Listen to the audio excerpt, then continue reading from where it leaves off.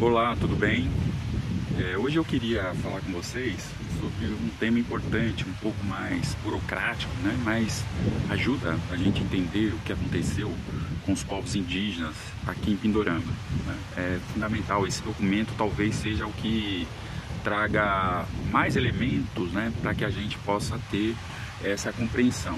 Que é um documento de 1757 que ficou em vigor aí até os anos 90, de 1790, que chama Reformas Pombalinas, né? Essas Reformas Pombalinas foi feita por uma espécie de primeiro-ministro de Portugal, Marquês de Pombal. As Reformas Pombalinas, ela vem no meio de uma série de situações que foram postas. Né, os historiadores geralmente falam que a principal motivação das Reformas Pombalinas foram os terremotos que aconteceram em Portugal em 1755. Né? Foi também, mas não foi só isso, né? E o governo português já tinha estudos anteriores aos terremotos, né, de fazer uma espécie de reforma aqui e incorporar o Brasil ao Reino de Portugal, né? Porque até então o Brasil eram colônias e mudaria de status, né? Então já tinha todo esse estudo anterior, né?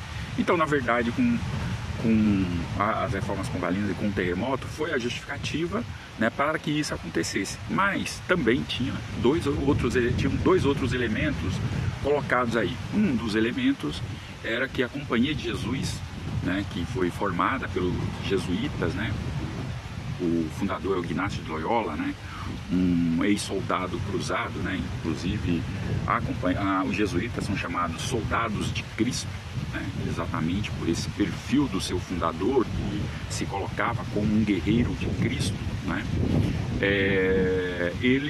A Companhia de Jesus, como teve uma ação muito virulenta, muito forte e até violenta, né, ele adquiriu um poder muito grande, né?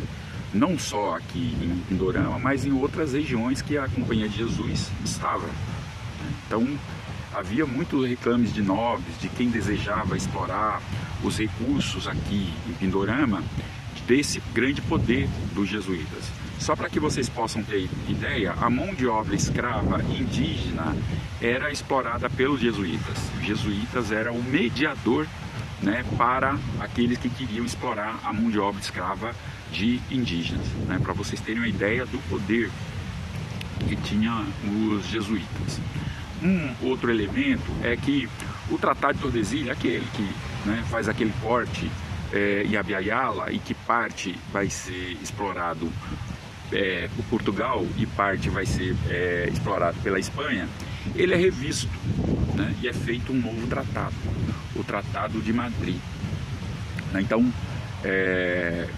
que a coroa portuguesa fica com mais terras ao norte, que já vinha tido, né, essa ocupação, e por outro lado a corte espanhola ficava com terras mais ao sul, que gerou aquelas revoltas, né, que acho que nós já falamos aqui. Se não falamos, vale a pena fazer um vídeo só para falar delas, porque é muito importante, que foram as revoltas guaraníticas, né? As missões estavam muito bem organizadas no sul do país, portanto impuseram, né, uma resistência. E por que impuseram a resistência? Porque ali naquela região do sul, Rio Grande do Sul, Uruguai, né, haviam povos que tinham intensa relação ali, os guaranis principalmente, né?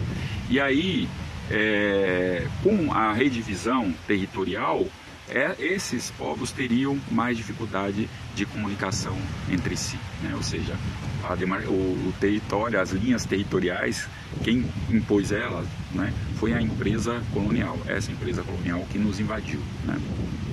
Portanto, ali teve muitas lutas, mas enfim, o nosso centro é a Reformas Pombalinas, né? Então, foi dentro dessa conjuntura que as Reformas Pombalinas foram feitas, né? Principalmente, né, para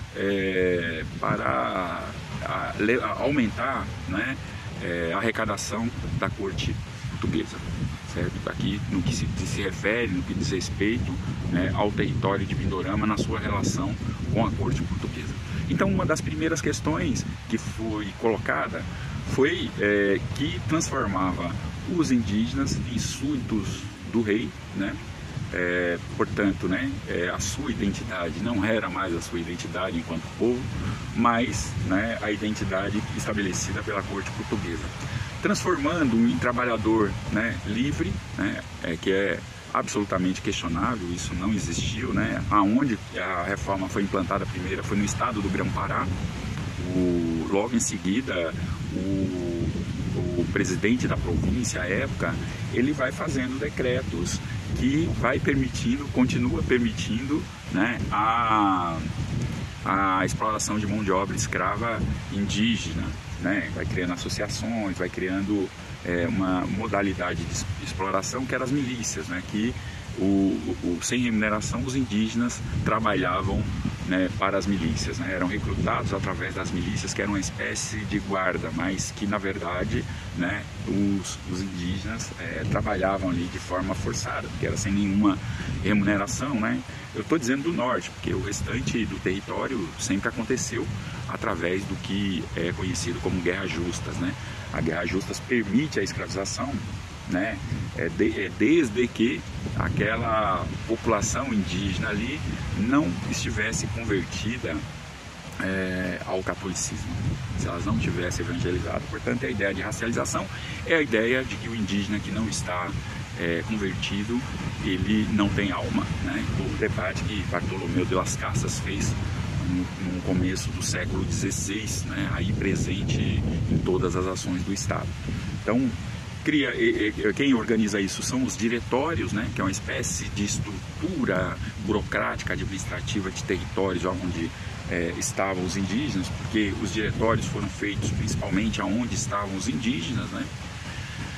Estimula o casamento interracial, né? E aí que é uma das questões importantes para que a gente possa entender essas políticas que foram sendo aplicadas pela coroa portuguesa, que era uma política, né, de estupro, né?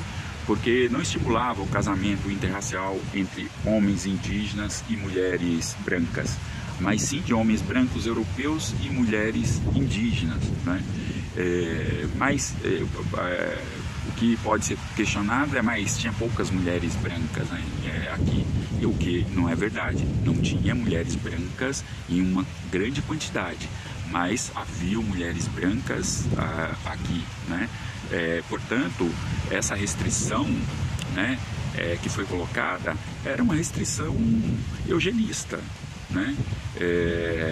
Eu não quero a mistura do homem com a mulher branca, eu quero que o homem branco, né, se relacione com a mulher indígena. Então é criada toda uma estrutura, né, para que essa relação aconteça, né, que fica a cargo da própria igreja, né, de montar casas, organizar casas para que, né, mas para que esse homem branco pudesse estabelecer relação com esta mulher branca, né? Nós não sabemos as condições que isso aconteceu, nós temos relatos, né, de como isso pode ter acontecido, né? Inclusive de forma violenta, isso aconteceu, porque muitos povos resistiram aos diretórios, né, de forma violenta, né, porque existia a própria violência, que era a montagem do diretório e a imposição das reformas pombalinas, né? E um outro elemento, né, era esse elemento da língua. Então, os jesuítas construíram a língua, né, a partir de diversas outras línguas, que é o Iangatu, né, de línguas indígenas, Iangatu, que ficou conhecida como uma língua geral, né? Ela era falada como os jesuítas estavam, as missões estavam, né, ao longo de todo o território, né? Foi uma língua que deu uma certa possibilidade de comunicação, né, entre os povos indígenas e entre a população que aqui estava, né? Só para que a gente possa ter uma ideia, até o século XIX, né, majoritariamente era o Iangatu que era falado, né? No começo do século XX ainda tinha resquícios de Iangatu, né? O caipira, que tem a sua origem, né, no Iangatu, e depois tem outras influências, por exemplo, era falada na cidade de São Paulo, né? O Casé Iangatu, ele vai escrever um livro, nem tudo era italiano, né? A pobreza em São Paulo, no fim do século XIX, começo do século XX, ele vai falar desse processo de criminalização da língua. A gente sabe que a língua é uma forma de dominação, portanto, né, impor a língua portuguesa, né, era fundamental para esse processo de dominação da coroa portuguesa sobre nós, os povos que estávamos aqui anteriormente, né? Então é fundamental que a gente possa conhecer, né, a Reforma Pombalina e as suas consequências, né? Porque as consequências da Reforma Pombalina estão aí até hoje, né? Esse processo de política assimilacionista, né? Cooptação, né? Higienização ou eugenia, né? Todas essas políticas, elas estavam aí, a política do estupro, né? A política do apagamento da língua, todas elas estavam aí, né? A partir da reforma, já estavam aí, mas a Reforma Pombalina dá, né, essa formatação final do que são essas violências, né? A escravização, a farsa do fim da escravização, né, que até hoje, né, os povos indígenas são escravizados, infelizmente apagados, né, quando a gente vai verificar nas estatísticas. Então tudo isso, né, tá ali, tá declarado ali, né, em texto do Estado português. Então é por isso que é fundamental que a gente entenda as reformas pombalinas. Bom, então é isso. Como vocês já sabem, quem curtiu, divulguem, compartilhem, acionem o sininho, comentem, né? É muito importante os comentários de vocês. Ainda eu consigo ler todos e quando eu acho que é importante responder, eu respondo também, né? E se você, né, tiver condições, né, a gente sabe que a situação ainda não está boa, a gente espera que a situação melhore, mas o quanto você puder, se puder colaborar com o nosso canal, colabore, né? Que é pelo Pix, né? A gente não tem nenhum recurso via YouTube para poder fazer isso, mas pelo Pix, que é tvembaú@gmail.com. Tá bom? Obrigado e até a próxima.